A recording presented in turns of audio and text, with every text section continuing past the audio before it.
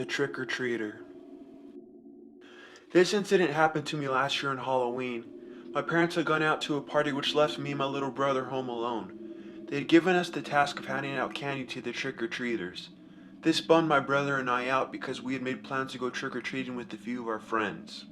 Our parents told us that we were too old to still be trick-or-treating and said instead we could invite our friends over to hang out at the house.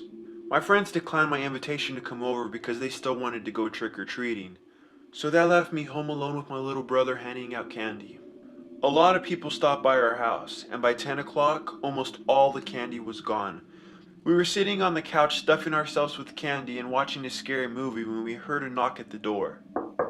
I stormed off the couch wondering who the hell would be knocking at the door this late. I assumed that it was just some late night trick-or-treaters. Even if that was the case, I had turned the porch light and Halloween decorations off, which would have been a dead giveaway that we were out of candy or that we weren't home. Being cautious, I looked through the people and saw a suspicious man standing on our front porch. He was wearing a black hoodie with the hood over his head, which made it difficult to see his face. The only details on his face that I could make out were his long beard and his dry, crusty lips. There was no way this guy was a trick-or-treater. He wasn't wearing a costume and was far too old to be trick-or-treating alone. His hands were stuffed in the front pocket of his hoodie and he also seemed very thin. Every single red flag went off in my head about this guy. There was no way in hell I was going to open the door. Still looking through the peephole, I watched as he knocked on the door again. He seemed desperate for us to open the door and was shaking a bit. It wasn't cold outside and definitely not cold enough for someone to be trembling. He was giving me a bad vibe, and I wanted to get rid of him as soon as possible. "We're out of candy," I shouted to him. I watched as a smile spread across his face. It wasn't a friendly smile either. "Are you alone in there?" the man asked, almost in a mocking voice. His voice was raspy and dry. "Should I call the police?" my little brother asked quietly as he was gripping his cell phone. We heard the man outside say, "Sounds like you're not alone in there." I continued to watch him through the peephole. His hands were still wedged tightly in his pocket and he was still shaking. I begun to wonder if he was armed. I decided to take action and spoke to him in the most intimidating voice I could. "Get the hell away from my house or I'll call the police," I shouted. His smile faded and he bared his teeth. They were crooked and stained piss yellow. He had a look of anger plastered on his face. Fortunately, he left without trying to break in. I didn't stop watching him through the peephole until I saw him completely off our property. My brother and I were a bit paranoid after this and watched TV until our parents came home. We didn't tell them about the man because he hadn't really tried to harm us, but now that I look back on this, I wish we would have told them or called the police. The next day we found out that the elderly woman who lived a few houses down from us had been brutally murdered the night before. Her neighbor had found her lying on her front porch, covered in blood. She had been stabbed multiple times in the chest and neck. My brother and I immediately knew who had done this. We told the police everything we knew. They couldn't do much with the information we had told them since we really hadn't seen the details of this man's face. They went on the hunt for the man but never caught him. I blame myself for that poor old lady's murder because I could have prevented it from happening by just simply calling the police. I think the most disturbing thing about this story is that he hadn't taken anything from the old lady's house. Her house had been left untouched, but he could have gone in and taken anything he wanted since the door was wide open. This means that he just wanted to kill. That was his only intention. He didn't want money or jewelry. He just had the urge to murder somebody that night. The man in my closet. Now, I didn't have a terrible childhood, but I didn't have a great one either. My mother was struggling to make ends meet and we lived in a crappy 2-bedroom house. It was my mother, her boyfriend, my 2 younger brothers, and myself. My mother worked nights and so did her boyfriend, so it was up to me to watch my 2 brothers in the evenings. It was just like any other summer day. My friends and I had hung out during the day, walking around our small town just enjoying the summer weather. Now for a small town, there were still plenty of things to do. Walk through the woods, go down to the park, all the typical kid things. We decided to waste time at the park until I had to go home to watch my brothers. We did normal boring stuff that day, walked around the park for a little bit, played with the basketball somebody left behind. We even sat on the swings for a while and talked about what our lives would be like when we got older. It was nearing 3 p.m. when we noticed a guy sitting on a bench over by the basketball court.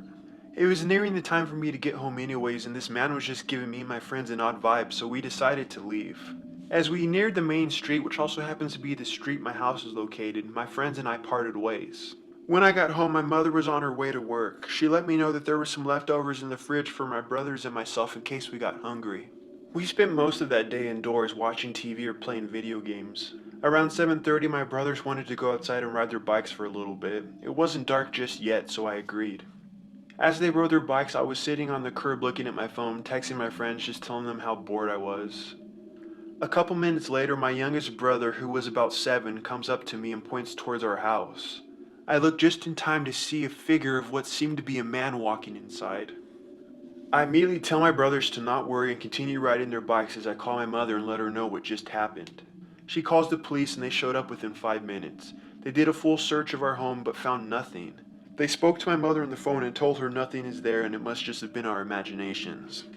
After they left, my brothers and I went back into the house. I sat them down and turned on the TV. Time flew by and before I knew it, it was already 9:30. I had to start getting them ready for bed. I went upstairs to our closet. I turned on the closet light and started digging through the pile of clothes on the floor that we never got around to putting away. I heard a noise that sounded like a deep breath. Thinking it must have just been my imagination, I continued to pull out pajamas for my brothers. I grabbed their PJs and went to pull the string that turned off the light when out of the corner of my eye I saw some type of movement. I look over and see a face peering out of the large pile of clothes. The man was hiding under our clothes in the closet. He made a sudden movement and I ran. I heard him struggling to get out of the pile of clothes behind me. I didn't stop running. Down the hallway, down the stairs, knocking down anything in my path in the hopes that it would slow him down. I burst into the living room and grabbed my brother's arms, practically pulling them out of their sockets in my attempts to drag them from the house. We were outside and a few blocks away before I quit dragging them behind me. I reached into my pocket to grab my phone and call the police but realized it wasn't there. I had left it on the couch. We continue to run. I drag my brothers behind me in the middle of the night. They are tired. They don't know what happened and I won't tell them. They didn't need to know. They would have never gone in their closet again if they found out. I got to the police station and they called our mother. She left work early and the police drove us home. They did another full search of the house but once again found nothing but the mess I made in my attempt to leave. They told us to stop wasting their time and eventually left. My mother said she believed me, but of course I knew it was just something she would say to console her child. She said I could stay the night at a friend's if I could get a hold of somebody just to make me feel better. My mother sent my brothers upstairs to get ready for bed while I walked over to the couch where my phone was so I could contact one of my friends. But my phone wasn't on the couch. It was on the floor smashed to pieces. Very obviously smashed by a hammer, seeing as the hammer was sitting right next to it. I called my mother over and showed her the mess of my phone on the ground. She walked over to our storage cabinet and pulled down the only toolbox we had. She opened it and our hammer was still inside. That man was in my house, in my room, in my closet, with a hammer, just waiting for my brothers and I to fall asleep. The Pen Pal. I had been pen pals with Natasha for a few years. Our relationship was great. She was from Russia and I was from the US, so we would try to send mementos from our country with our letters whenever we could. Candy, magazines, photos, cheap little trinkets, nothing of real value or anything, but it was always nice and fun to send and receive little presents along with the letters. We had gotten to know each other pretty well over the years. I knew she was having a bad breakup and problems with her ex-boyfriend, and I tried to give her advice to the best of my ability. She even gave advice to me on decorating my new apartment when I first moved in. Everything was going good until the day I got a strange letter from her. He's been following me everywhere I go. He's been waiting for me at my car after work. He's been calling my phone late at night, leaving creepy messages. I just want him out of my life for good. I moved on now. Now he needs to. I could sense her panic and frustration through the letter. I didn't know her ex-boyfriend very well, but I worried she may be in danger. I replied to her letter sooner than I normally would have. Natasha, I hope everything is okay. Your ex sounds creepy. Just make sure to stay away from the guy. Change your phone number if he continues. Report him to the police if you need to. That's not cool to do to a girl, especially when the girl is clearly moved on and wants nothing to do with him. Let me know if the guy continues to act strange. I'm worried about you. Write back as soon as you can. I sent the letter hoping the best for my friend. It had been over 2 months since I had last heard from her.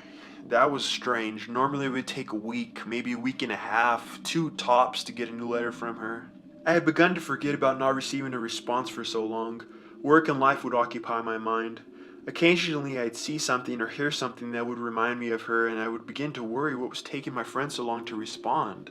My worries vanished when I got home from work one day and had a package from Natasha.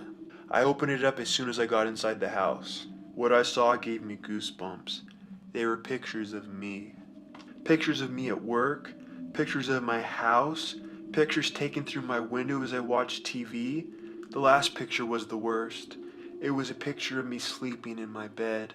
I was so shocked I almost forgot about the note in the bottom of the envelope. I unfolded it and read it. Natasha won't be able to continue to write to you. Don't try to contact her again. This note was not written in Natasha's handwriting. I knew her handwriting after so many years of letters. This handwriting was different. I contacted local authorities and told them everything that had happened.